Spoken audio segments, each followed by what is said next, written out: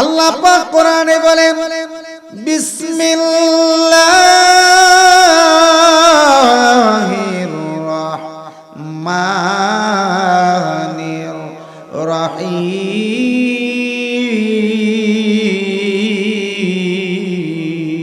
আল্লাহু আকবার মিনহা খালাকনাকুম ওয়া ফিহা নুঈদুকুম ومنها نخرجكم تارة أخرى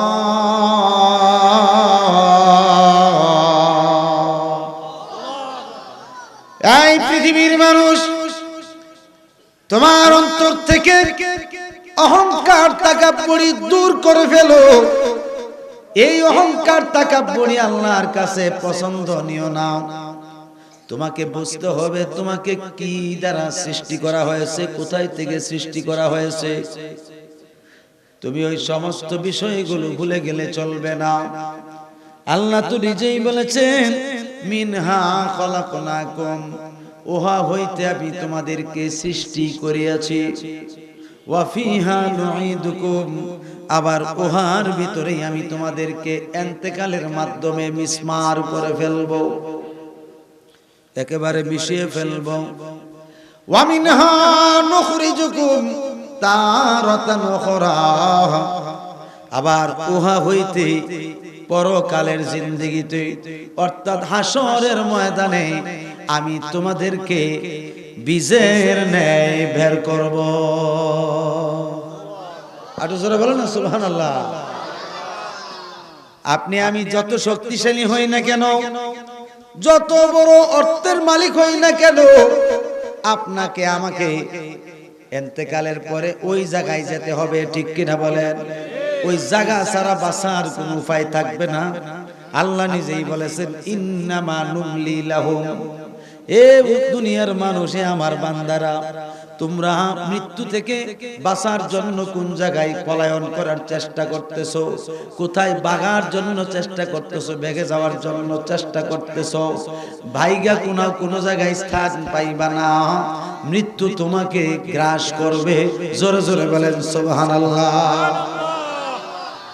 এই আমার বাবারা, অন্য আয়াতে আল্লাহ বলেন ইয়া মাশারাল জিন্নি ওয়াল ইনসি ইনিসতাতা'তুম আন তানফুযু মিন আকতারিস সামাওয়াতি ওয়াল আরদি ফানফুযু লা তানফুযুনা ইল্লা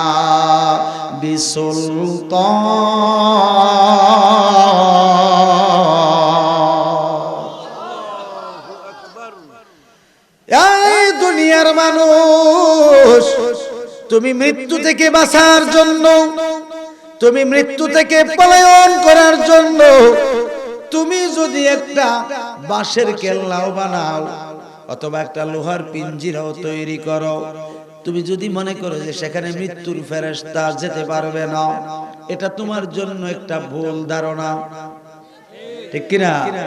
তুমি যদি বাঁশের কাল্লার ভিতরে যদি তুমি লুকায়া থাকো, অথবা লোহার পিঞ্জিরার ভিতরে যদি তুমি লুকায়া থাকো, অথবা মাটির নিচেও যদি তুমি লুকায়া থাকো, এরপরও তোমাকে মৃত্যুর ফেরেশতা পাকড়াও করবে।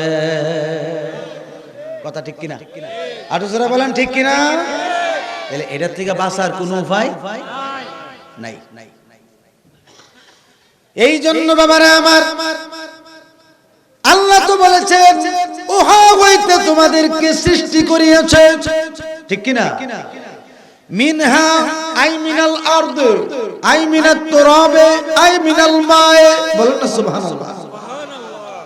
মুফাসসিরিনে লেখেন এই জমিন থেকে, এই মাটি হইতে, এই পানি হইতে আল্লাহ বলছেন আমি তোমাদেরকে সৃষ্টি করেছি।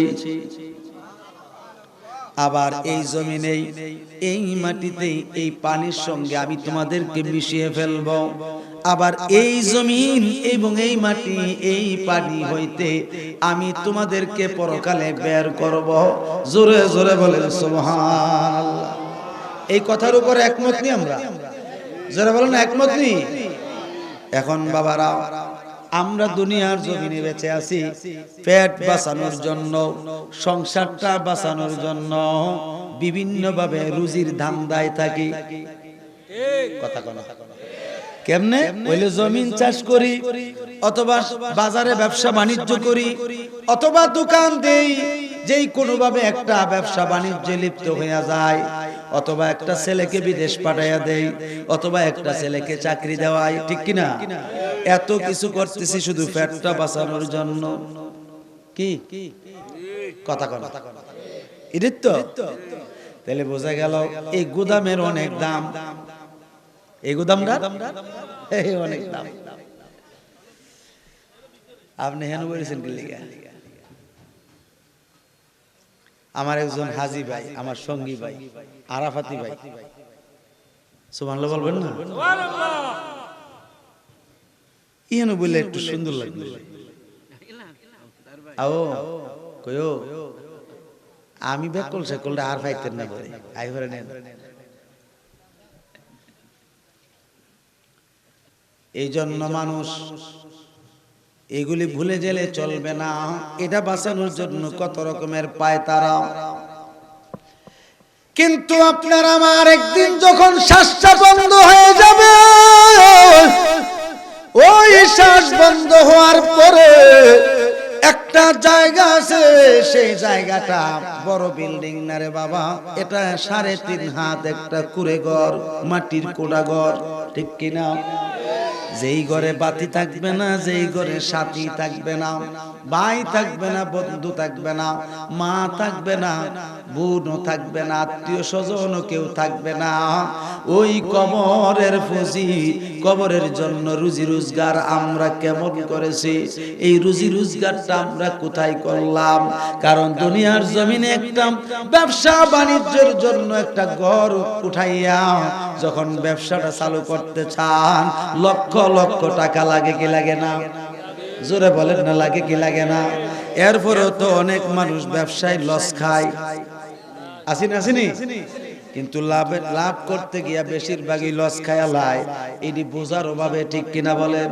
ব্যবসা না বোঝার কারণে এই রকম অবস্থা হয়ে যায়। দুনিয়ার জমিন থেকে শ্বাস বন্ধ হয়ে গেলে ব্যবসার জায়গায় ব্যবসা থাকবে, ঘরের জায়গায় ঘর থাকবে, আপনার আমার পরনের কাপড়টিও থাকবে না, থাকবে না কাইতনটাও থাকবে না, এবং বাজার থেকে সাদা মার্কিন কাপড় 3 টাকা পরাই না, মা বোনদের জন্য 5 টাকা পরাই না, সুন্দর করে বেরি দিয়া আপনাকে আমাকে জনমের মতো চিরতরে 3 হাত 3.5 হাত মাটির নিচে শোয়াইয়া দিবে। বন্ধুরে, যেই ঘরে একমাত্র আপন যিনি, তিনি হচ্ছেন মুহাম্মাদুর রাসূলুল্লাহ সাল্লাল্লাহু আলাইহি ওয়াসাল্লাম। 2 হাত তুলে বলেন মারহাবা, আর জোরে বলেন মারহাবা। আপনার আপন কে সুজন, মন তারে চিনলা না, কবর দেশের খবর লইলা না।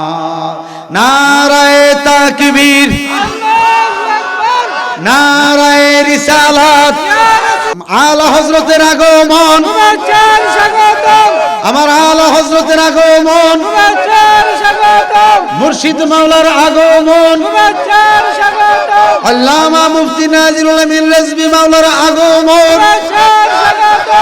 নারায়ে তাকবীর, নারায়ে রিসালাত, নারায়ে গাউসিয়া, আহলে সুন্নাত ওয়াল জামাত, মাসলাকে আলা হযরত রিজভিয়া দরগাহ শরীফ। সবাই বলেন মারহাবা। কে সুজন, মন তারে চিনলা না,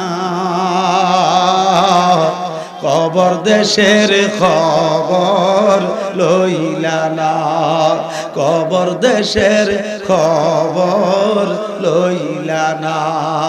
কেমন আছেন মা জননী, কেমন আছেন বাবা মনি,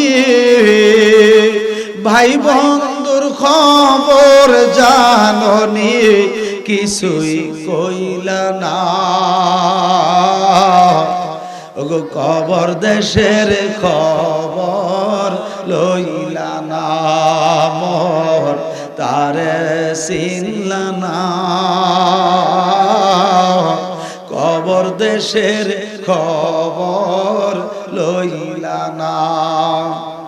আমার ভাইয়েরা, কবর বড় ভয়ানক, বড় যন্ত্রণাদায়ক।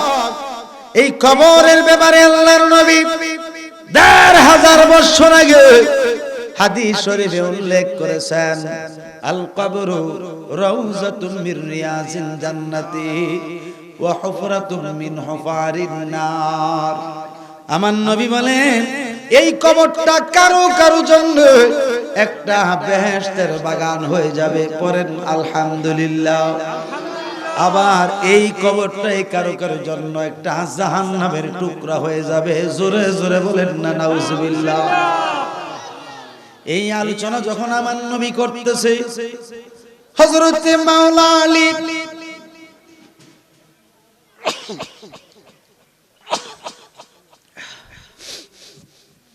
হযরত মাওলা আলী রাদিয়াল্লাহু তাআলা আনহু,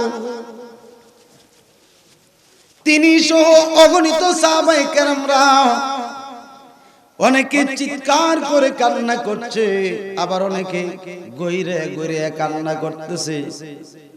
নবীজি যখন কবরের আযাবের আলোচনা করতেছেন, কবরের আযাবের, কিসের আযাবের? কবরের আযাবের আলোচনা যখন আমার নবীজি সাহাবীদের সামনে করতেছে, সাহাবায়ে কেরামদের মধ্যে একটা রুনাজারি শুরু হয়ে গেছে। আইরে নবীজির না জানি কোন উম্মতের কবরে এইভাবে আযাব হয়। এই আযাবের ভয়ে যখন কান্নাকাটি করতেছে, হযরতে মাওলা আলী রাদিয়াল্লাহু তাআলা আনহু তিনি নবীজিকে বলতেছেন, ইয়া রাসূলুল্লাহ, এই যে কবর এবং হাসরের যে ভয়াবহ আযাবের কথা আপনি বলতেছেন, ভয়াবহ কষ্টের কথা আপনি বলতেছেন, এই সমস্ত এই বিষয়টার মধ্যে, এই কষ্টের মধ্যে আপনার কোন সাহাবী থাকবেনি? নবীজি বলছেন, হে আমার সাহাবীরা শুনে নাও, সাহাবী হইছো কালেমা কইরা মুসলমান হইয়া, এরপরে যদি কেউ কারো ঈমান চলে যায়, কারো ঈমান যদি না থাকে, তাইলে তো অবশ্যই কবর তারে রেহাই করবে না। ঠিক কিনা? এবং তার মধ্যে যদি কোনো নেক আমল না থাকে, তাইলে তো আরো বড় বিপদ হইব। কথা ঠিক না? বলতেছি, ইয়া রাসূলুল্লাহ, আমি আলী শিশুকাল থেকে গো নবীজি আপনার সঙ্গে আছি। আমি তো আপনাকে পাইয়া দুনিয়ার সবকিছু ছেড়ে দিয়েছি। নবী গো, সম্পদের লোভ করলাম না, অন্যান্য নারীর লোভও করলাম না, দুনিয়ার লোভেও পড়লাম না। ইয়া রাসূলুল্লাহ, ইয়া রাসূলুল্লাহ, নবী গো, আমি সব কিছু ছেড়ে দিয়ে একমাত্র আপন বানাইছি আপনাকে। ইয়া রাসূলুল্লাহ, নবী গো,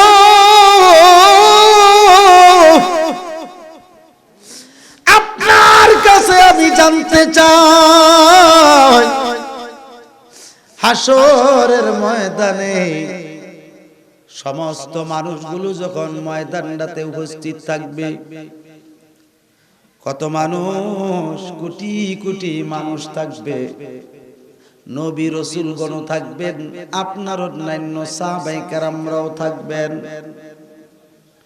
ইয়া রাসূলুল্লাহ, ইয়া হাবিবাল্লাহ, আপনার কাছে জানতে চাই, শিশুকাল থেকে এই পর্যন্ত আপনার সঙ্গে আমি আছি, আপনি আমাকে সাথে রাখছেন।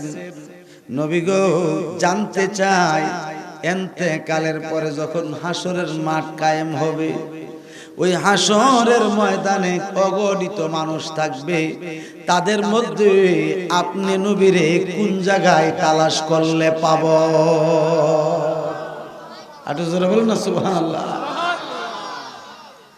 আমার নবী বলছেন, হে আলী শুনে নাও, তুমি আমাকে হাসরের ময়দানে হাউজে কাউসারের যে জায়গাটা আছে, ওই হাউজে কাউসারের পেয়ালার কাছে, ওইখানে তুমি আমারে পাইবা। দেখবা আমি আমার প্রেমিক উম্মতদেরকে, আমি আমার পাগল উম্মতদেরকে, যারা আমারে না দেখা ভালোবাসছে, যারা আমারে না দেখা ভালোবাসছে, না দেখা ভালোবাসা নিজের জীবন, জান এবং মাল আল্লাহর রাস্তায় কুরবান করে দিয়েছে, আমি নবী ওই সমস্ত পাগল উম্মতদেরকে নিজের হাত দ্বারা হাউজে কাউসারের পানি পান করাইতেছি। একটু জোরে বলেন না সুবহানাল্লাহ। বলতেছে ইয়া রাসূলুল্লাহ, হযরতে আলী কান্নাটা একটু বাড়াইয়া দিল। আর কি করছে? আর একটু বাড়াইয়া দিছে। হে আলী রে, নবীজি বলেন, হে আলী, তুমি তো আমারে ওই হাউজে কাউসারে পাইবা। হযরতে আলী আরো কান্না বাড়াই দিলে। আমার নবী জিজ্ঞেস করলেন, কি ব্যাপার আলী, তুমি আরো কান্না করছো কেন? তার কারণটা কি? হযরত আলী কাঁদতে আর কই, নবী গো, আমি যদি আপনারে তালাশ করে হাউজে কাউসারের কাছে যদি না পাই, আমি আপনারে কোন জায়গায় তালাশ করলে পাবো?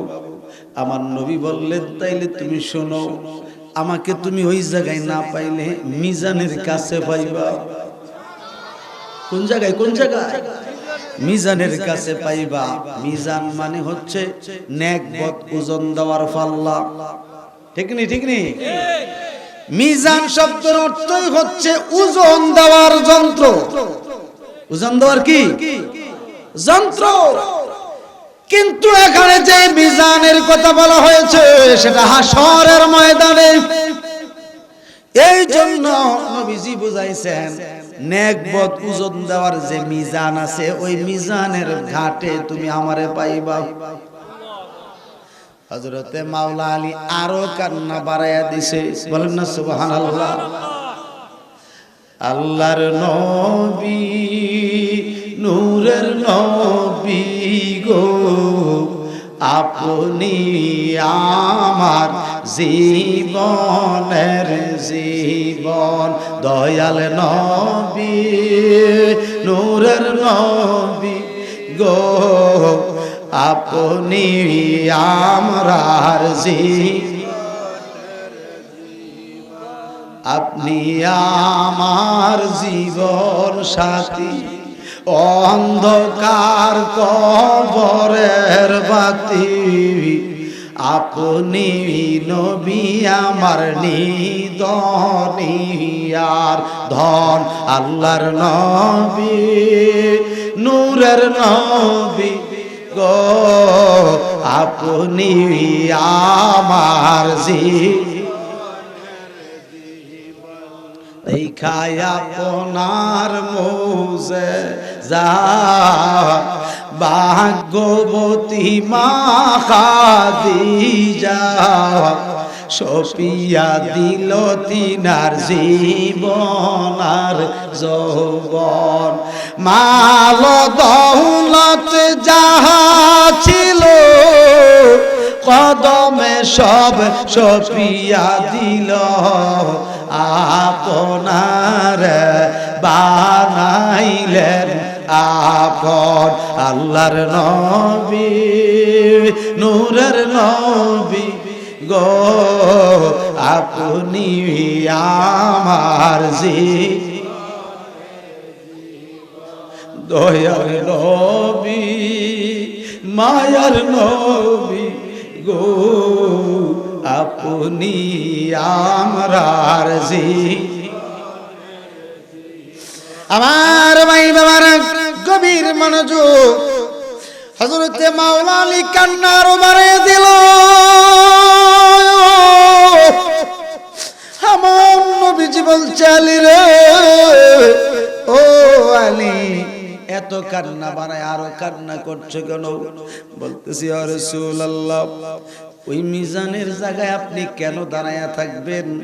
এখানে তো নেকবত ওজন দিব, যারা নেককার এবং গুনাহগার তাদের নেকবত এখানে ওজন দেওয়া হবে। এখানে আপনার কাজটা কি?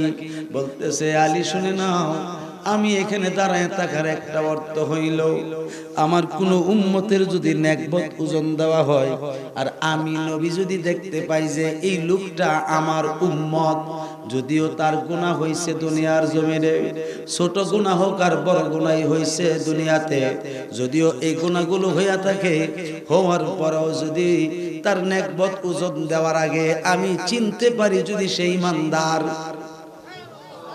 সে কি সেই ইমানদার এবং আমার উম্মত নামে পরিচিত, তখন আমি দেখব আমার এই উম্মতের নেকের পাল্লাটা কেমন আছে আর গুনার পাল্লাটা কেমন আছে। আমি যদি দেখতে পাই যে আমার উম্মতের গুনার পাল্লাটা ভারী হয়ে গেছে, নেকের পাল্লাটা পাতলা হয়ে গেছে, তাইলে তো আমার উম্মত নিশ্চিত জাহান্নামী হয়ে যাইব, জাহান্নামের টিকিট লইয়া যাইব। এই জন্য আমার একটা উম্মত যদি জাহান্নামে থাকে, আমি নবী কেমনে জান্নাতে থাকব? এই জন্য আমি আলী এই জায়গায় দাঁড়িয়ে থাকব, আর তার যত অতীত থেকে খতিয়ান যত আছে সব কিছু আমার দৃষ্টির সামনে, এই দৃষ্টির ভিতরে আছে। তার কোনো একটা ভালো কাজ যদি আমার কাছে পছন্দ হইয়া থাকে, ওই ভালো কাজটার পরিমাপ করিয়া ওই ভালো কাজটার প্রতিদান আমি নবীর পকেট থেকে ফেরেশতাদের আড়ালে তার নেকের পাল্লায় একটা টুকরা সুতা অথবা একটা টুকরা কাপড়ের টুকরা বিসমিল্লাহ বলে আমি নেকের পাল্লায় দিয়ে দেব, নেকের পাল্লা ভারী হয়ে যাবে।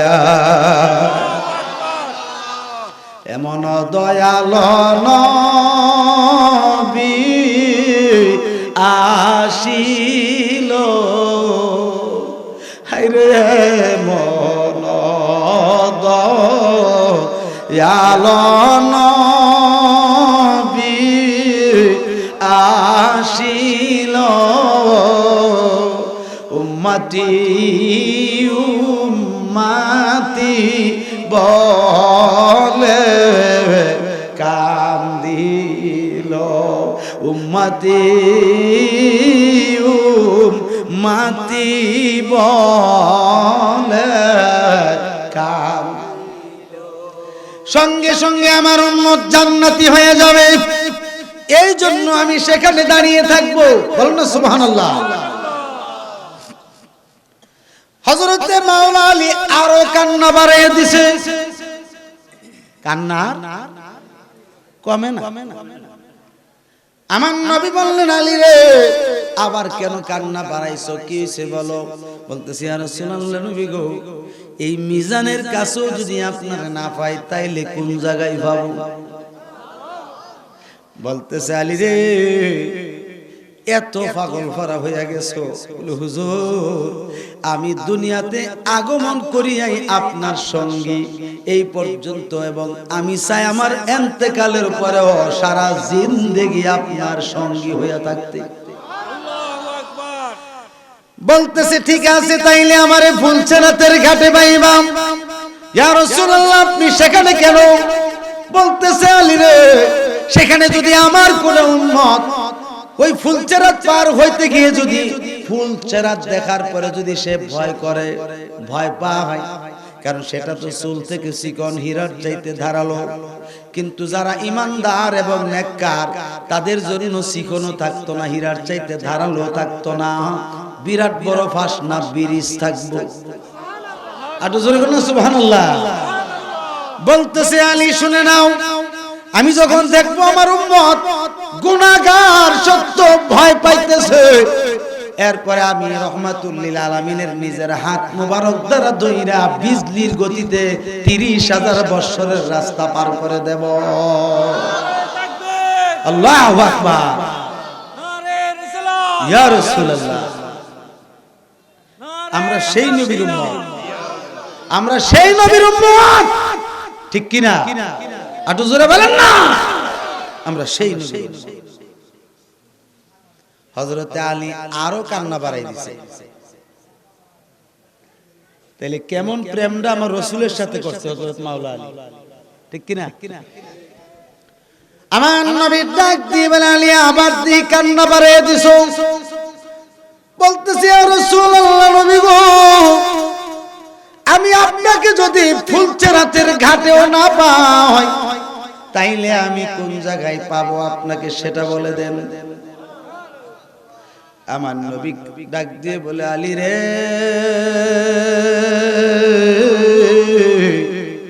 ওরে আলী রে, শুনে নাও, তুমি আমারে জাহান্নামের গেইটে দাঁড়ানো পাইবা।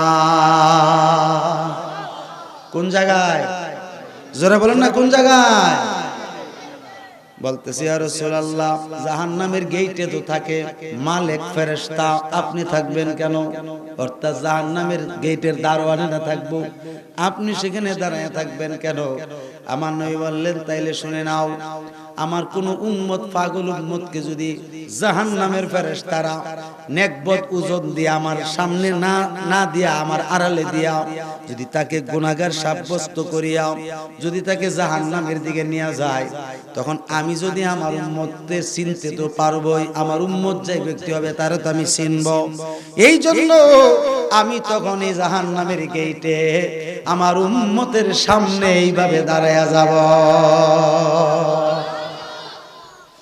বলতেছে, হুজুর দাঁড়ায় কি করবেন? এই ফিরান যাইব? আমি দাঁড়ায় বলবো, এটা তো আমার কই যা।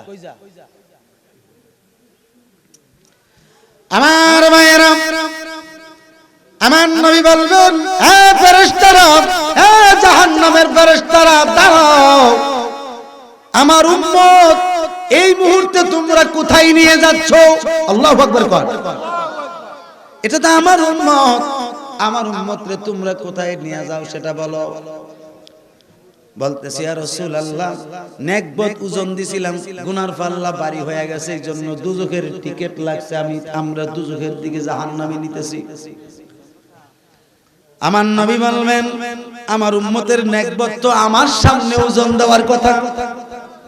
আটা জোরে কোন সুবহানাল্লাহ। কি মায়ার নবী, বলেন না আল্লাহু আকবার। আটা জোরে বলেন না ইয়া রাসূলুল্লাহ, আওয়াজ করে বলেন না ইয়া ওলি আল্লাহ। কেমন মায়ার নবী, আমার সামনে আমার উম্মতের নেকবত ওজন দেওয়ার কথা, তোমরা ওজন দিলে কেন? ফেরেশতারা বিপদে পড়ছেনি, কথা কোন আটো জোরে বলেন না, বিপদে পড়ছিনিও। বলতেছি, ইয়া রাসূলুল্লাহ, কিন্তু জাহান্নামে ডিক্লেয়ার হইলো, হন আপনি যদি বাধা দিতেছেন, আমার সামনে ওজন দাও, আমি নবী দেখকে লই। ফেরেশতারা বলবা, আল্লাহ অন্দি বিপদে পড়ে গেছি, আপনার বন্ধু দিয়ে সামনে খাড়ে রেখেছে,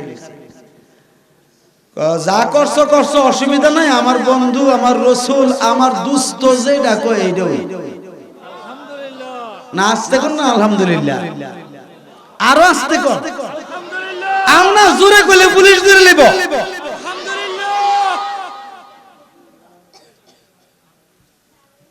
মাবুদ, তোমার হাবিব তো সামনে খাড়া, আমার হাবিব যেটা কই এটাই। সুবহানাল্লাহ জোরে কইতেন না? হাবিবের কত দাম। আর এক মুনাফিকের বাচ্চা কয় কাউবয় বলে। কিসের বাচ্চা? জোরে কর না কেন? আটো জোরে কর না কেন? কাউবয় বলে। নাউজুবিল্লাহ মিন হাযা, তার মুখ দিয়ে এগুলি আসে কিভাবে? রাসূলুল্লাহর শান ও মানের উপর আঘাত করে কথা বলার এই সাহস তাকে কে দিল? ঠিক কি না? যারা আল্লাহর হাবিবের শান মুবারকের উপরে আঘাত করে কথা বলে তারা বাহিরের দিক দিয়া মানে উপরের দিক দিয়া মুসলমান, ভিতরের দিক দিয়া কাফের। জোরে বলেন না কেন? দুই হাত তুলে বলেন ঠিক কিনা, দুই হাত উঁচা করে বলেন ঠিক কিনা। এই উপরের দিক দিয়া মুসলমান আর ভিতরের দিক দিয়া বেঈমান কাফের। কারা? যারা রাসূলের শান আজমত মুবারকের উপরে আঘাত করে কথা বলে, ঠিক কিনা? আমার ভাইরা, এবার হযরত আলী খুব গভীর ভাবে বিষয়গুলো শুনতেছেন। আমার নবী বলবেন, ফেরেশতারা আমার সামনে আমার উম্মতের নেক বদ ওজন দাও, আমি দেখব। ফেরেশতারা বলবে, আল্লাহ তোমার হাবিব তো সামনে দাঁড়ায় গেছে, এখন তো যাইতে পারি না। আমার আল্লাহ বলবেন, ফেরেশতারা রে, উম্মত জাহান্নামে যাইতেও দিত না।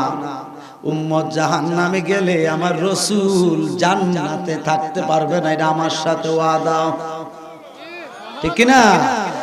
এই ফেরেশতারা আমার হাবিব যা কিছু বলে তাই পালন করো, কেন না আমার হাবিব খুশি, আমি আল্লাহ রাজি। আল্লাহু আকবার, বলেন ইয়া রাসূলুল্লাহ। বাজান, খুব সংক্ষিপ্ত সময়, আমার সময় খুব কম, 9টায় চলে যাবে। এই জন্য বলবো, বাকি কথাটা শুনতে চান কিনা? হ্যাঁ, কে কে চান শুনতে?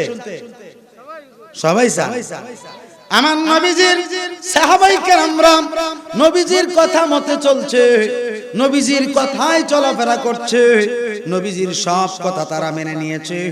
বাজান আমার, এই জন্য বলবো, যারা দুনিয়ার জমিনে নবীজির কথা মতে আমরা যারা চলবো, এই জন্য আমাদের জন্য অনেক সুসংবাদ আছে দুনিয়াতে। যেমন আল্লাহ পাক বলেন, আল্লাযীনা ইউমিনুনা বিল গায়বি ওয়া ইউকিমুনাস সালাতা ওয়া মিম্মা রাযাকনাহুম ইউনফিকুন।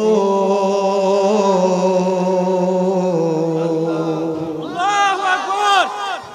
আল্লাহ রাব্বুল আলামিন বলেন, আল্লাযীনা ইউমিনুনা, যারা ঈমানদার মুমিন, বিল গায়বি, গায়েবের প্রতি যারা বিশ্বাস স্থাপন করেছে, অদৃশ্যের প্রতি যারা বিশ্বাস স্থাপন করেছে, ওয়া ইউকিমুনাস সালাতা, এবং নামাজ প্রতিষ্ঠিত করেছে, নামাজ আদায় করেছে, নামাজ পড়েছে, নামাজকে প্রতিষ্ঠিত করেছে। এরপরে ওয়া মিম্মা রাযাকনাহুম ইউনফিকুন, আল্লাহর দেওয়া সম্পদ, আল্লাহর দেওয়া মাল সম্পদ থেকে আল্লাহর রাস্তায় ব্যয় করছে, খরচ করছে। তারা ওই সমস্ত ঈমানদার, তাদের ব্যাপারে আল্লাহ পাক আরো বলেন, তারা জান্নাতুল ফেরদাউসে অবস্থান করবে। কোন ফেরদাউসে? আরো জোরে বলেন না, কোন ফেরদাউসে? জান্নাতুল ফেরদাউসে অবস্থান করবে। আমি জিজ্ঞাসা করি, যারা আল্লাহর রাস্তায়, আল্লাহর পাওয়া সম্পদ, এই সম্পদ আমাদেরকে কে দিয়েছে? জোরে কোন কে দিয়েছে? আল্লাহ দিয়েছেন, ঠিক কি না? আল্লাহর দেওয়া সম্পদ থেকে আল্লাহর রাস্তায় দান করতে কে আদেশ করছে? আল্লাহই আদেশ করছে। এখন এই আয়াতের ব্যাখ্যা কি? যেই ব্যক্তি আল্লাহর রাস্তায় দান করবে, নবীজি বলেন, তার যদি পাহাড় পরিমাণ সম্পদ থাকে, যদি সে যাকাত ফিতরা দেয়, দান খয়রাত করে, আল্লাহ তার সম্পদ পবিত্র করে দিবেন। এমনকি ধন সম্পদ আরো বাড়িয়ে দিবেন। এমনকি যারা এই আল্লাহর রাস্তায় দান খয়রাত করছেন, তাদের জন্য শুভ সংবাদ, তাদেরকে হাসরের ময়দানে সম্পদ, মাল সম্পদের জন্য জিজ্ঞাসা করা হবে না। আর জোরে বলেন না সুবহানাল্লাহ। আর নাইলে আমরা যেভাবে চলতেছি, আমরা যে টাকা ঠিক মতো যাকাত ফিতরা দেই না, দান খয়রাত করিই না। এখন আল্লাহ রাস্তায় দান করতে গেলে দানটা কোথায় করবেন? আল্লাহ রাস্তায় জায়গা কোনটা? এক নাম্বার হচ্ছে মসজিদ, সুবহানাল্লাহ।